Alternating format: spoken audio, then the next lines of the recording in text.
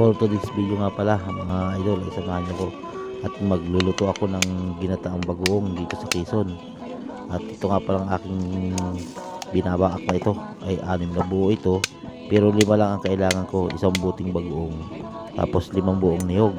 Ay itong sinama ko na, tumihingi si mama ng 1 buo nga pala diyan, at igagata niya sa sinukmani ubi ko. Ewan ko lang kung anong tawag sa inyo nun, yung malagkit bang matamis na nilagyan ng gata ng may asukal. Pero basta at nakarating na dun, ay ito nga pala, bali 6 na buo yan, yung aking binabaak na yan. Ay ngayon 5 lang naman ang gagamitin ko diyan. Pagkatapos niya bakbaakin ko ng gaya, ay di siyempre alam na ang kasunod niyaan, diba? At saktong-sakto lang basta yung 5 buo. Pagka yun medyo maliit, 5 buo ang katumbas ng isang buti niyan, para hindi masyadong maalat siya. Masarap na masarap yan, sigurado yan. Basta ganyan, tama-tama lang yan. At pagka yung medyo malalaki naman talaga ang niyog mo, hindi kailangan mo mga 4 na buo lang, sakto na yun yung 4 na buo, basta yung malalaki. Pero pag medyo maliit, di 5 ang gamitin nyo, para hindi masyado siyang maalat, masarap siya. At dito nga pala ay magkakaid na ako, at binakbakan ko lang, pinaspasan ko rin yung pagkakaid. At talagang yun ay medyo marami-rami rin, masakit-sakit yan sa likod. Kung wala ay kung akin pa namang ipapakahid dyan ay sa bayan, mas maganda sana kung kahid sa bayan, yung sa makina talaga. At mas maganda nga yun dahil mas pino, mas madaling gatain. Ay pero ba't pa ako uuwi, pili ko naman itong kayurid. At pero naman kami rito, tawag ay kayuran o kudkuran dito sa amin. At tinitikman ko, aba, ibalay mo baka ay medyo sira, ay okay naman sa palagay ko, kaya ay dinali ko lang. At yan ay kailangan ko lang agad maluto, at medyo tanghali na ay panghapunan niyaan. Ay parang medyo matatagalan pa ako din magluto, at gawa ng mahagin din sa akin naglulutuan. Hindi na nga pala ako nagluto sa may likod namin.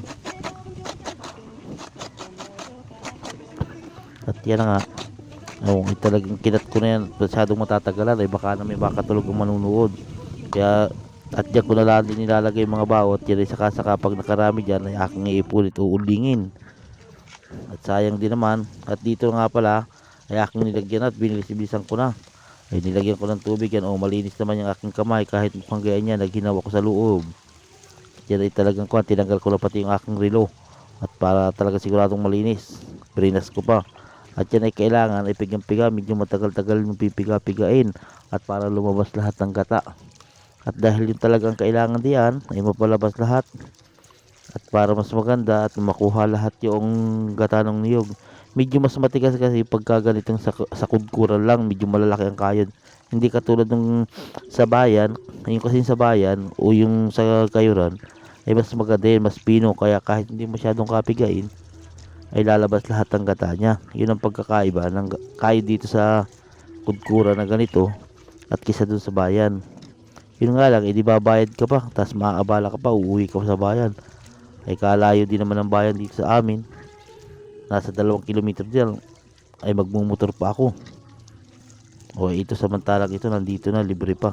Yun nga lang, talagang tiyagain lang, kailangan mo lang talagang kasi pagsipagan ng pagpipiga. At yan naman, pagkatapos kong pigayin, ilalagay ko lang sa may dahon, at mamaya ko rin itatapon, ilalayo ko at ibabahog ko yan sa mga manok. At maigi rin pakinabangan ng manok yan. Yung mga gayaan dito ang tawag ay sapal o pinagkataan. O kailangan lahat talaga ay medyo side na. Talagang kailangan pipigay ng maigi at sasairin mo at nang makuha lahat yan.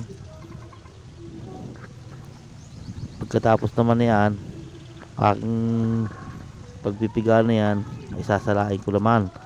Siyempre kailangan ay maganda rin ang salaan. Ay pagsasalaan, kumpleto yan. Ay ako pa ay pag sa mga panluto ay kumpleto ako ng mga gamit.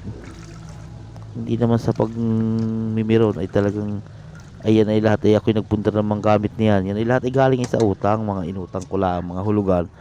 Ay hindi ako nun makabili, ay di sa hulugan at madali. At yan nga pala, ibubuksan ko 1 buti yan na bagoong. At yan ay 2 klase ang bagoong, mayroon ng may tinik, o ito naman ay kung tawagin ay bunlis. Ay pero kailangan yan ay kasairin mo, kakalugin ng maigi. O di ba ang galing kong kumalog, magaling akong gumayon. O pagkatapos niyan, tinapon ko na, ay kagaling, at shoot naman doon sa aking tapunan. O at saka ang suka niyan ay halos kalahating buti mahigit. At para talagang tugman-tugma yan doon sa dami ng bagoong. Hindi masyadong maalat, napakasarap. Pagkatapos niyan ay halu-haluin daw. Ay sabi ng matatandang bulaan, ay ba't naman ako'y sumunod nga? Pero sa akin ay haluin din naman yan. Ay, kaso nga lang, ay siyempre, yun ang nakagawian, ay kaya ay sinunod ko na rin. At pagkatapos niyan, ay ilalagay ko na diyan at sasarain ko pa rin. At kasi kung may gaw-gaw tintinik, ay di matatanggal pa rin. Oh. Kaya mas maganda yung dubli sala. At pagkatapos na salain naman, ay saka mo lalagyan ng mga ricado yan para mas maganda. At yan ay kahit lagyan mo mga isang buong sibuyas lang, yung malaki-laki. At para tamang-tama na yun. At tapos isang buong bawang din, ay iyan nga. Oh, timo nahirapan ako doon kaya ginamit ko na ring aking itako. At pagka yung kutsilyo ay medyo mapurol na, hindi ko nahasa, ay may giari at kahit medyo maitim ay talagang pwedeng pang-ahit yan. Talagang laging hasayan sa akin na yan. Taklisi nga lang ang sabi rito. At pagkatapos yan, ilalagay mo lang yung bawang, mga isang buong bawang lang. Tapos isang buong sibuyas, yung malaki-laki. At para medyo malasa-lasa. Tapos ay yung halagang 5 pisong paminta, ay saktong-sakto lang. Hahaluin mo lang ganyan hanggang sa kumulo na yan. At pagkatapos niyan, ay babantayan mo na lang at hahalu-haluin. Ay ngayon nga pala, ay habang ako'y nagbabantay at nagluluto, ay binigyan ako ni mama dito ng sinukmani o yung biko na kulay violet. Yun na nga yung ginataan niya kanina, yung hiningi sa aking panggata. Abay, kasarap din naman na eh. Oh. Abay, nagsilpon pa. Aba, habang kumakain, abay, nagsisilpon. Aba, ay nagpapatugtog pa yata eh. O nag-games. At di na nga nagkaigi, naari na nga. Oh. Hinalo na, abay, kumukulo na. Aba, ay medyo malapit-lapit na yan. Ay, pero sa totoo lang, ay matagal-tagal din yan lutuin at ganaring mahangin. Ay, oh, tinabingan ko na nga ng hollow block at talagang kahangin. Ayan, at kalipas ang 1 oras at kalahati, ay gaya na siya, luto na siya. O di ba't nalangis-langis na o namanti-mantika na. Kung sa Quezon ay nalangis-langis na, namanti-mantika. Ay kasarapan na yan, lalo na kung may sili, ay yung silong pula, yung manghang, ay talagang panamang-panama yan. Ay sigurado yung ubos ang bahaw. Ay tara at pumarin na kayo at ako'y saluhan ninyo at ako'y inagutom na. Ay dadalihin ko na yan at panghapunan na rin. Ay sigurado yan. Ay parine at at nang mabigyan na. Ay kuha din it karami na rin. Aba. Ay sayang man din ka. Ay kasarap. Ay siguradong ubos lagi ang bahaw. Ay pagkagayaan matagal yan kahit istak mo yan ng mga 5 buwan. Ay walang pagkasira yan. Sigurado yan. O timo naman. At kinuskus ko na. Ay hala, dadalihin ko na yan. Ay sayang eh. Ay timo pariniho kayo. At ako'y saluhan nyo. Ay kasarap. Yan talaga naman. Abay ubos ang bahaw na rin sigurado. At inupuan ko na nga. Ay talagang kain. Oh parini. At bite. Sarap naman talaga.